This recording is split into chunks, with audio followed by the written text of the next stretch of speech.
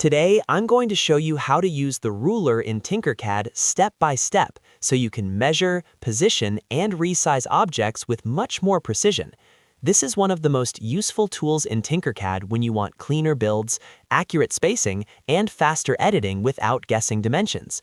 If this tutorial helps you out, make sure to hit like and subscribe for more easy Tinkercad guides. Now let's jump right in. First, open your Tinkercad design and look at the top right toolbar. You'll see the ruler icon sitting next to the Notes tool. Click that ruler icon to activate it.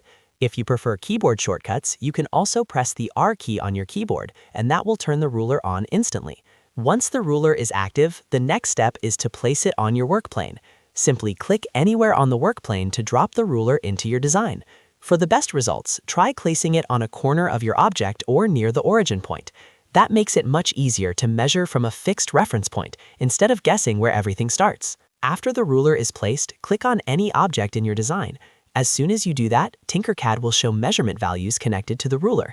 These numbers let you see the dimensions of your object, including length, width, and height. You can also check the position of the object relative to the ruler's origin, which helps you control how far an object is from a specific point on the workplane. This is where the ruler becomes really powerful. If you want to make precise changes, click on any of the blue numbers that appear. Once the number is selected, just type in the exact value you want. You can use this to resize an object with accuracy or move it to a specific location without dragging it by hand. That means less trial and error and much better control over your project. Now let's talk about the ruler modes. When the ruler is active, you'll notice a small box appear in the top right corner.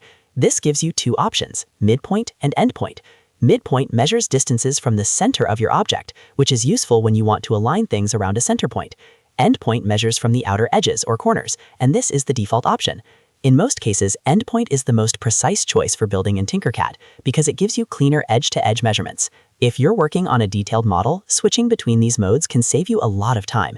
Use midpoint when you want centered alignment, and use endpoint when you want exact placement from the outside edges. That small adjustment can make a big difference in how accurate your design turns out. When you're finished using the ruler and want to clean up your workspace, you can dismiss it in two ways. Click the X on the small ruler menu in the top right corner, or simply press R again on your keyboard.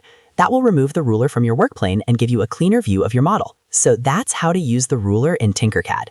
You now know how to activate it, place it correctly, view measurements, edit dimensions with precision, switch between ruler modes, and remove it when you're done. Once you get used to it, the ruler becomes one of the easiest ways to make your designs more accurate and professional.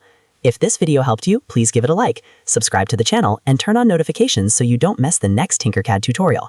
Thanks for watching, and I'll see you in the next one.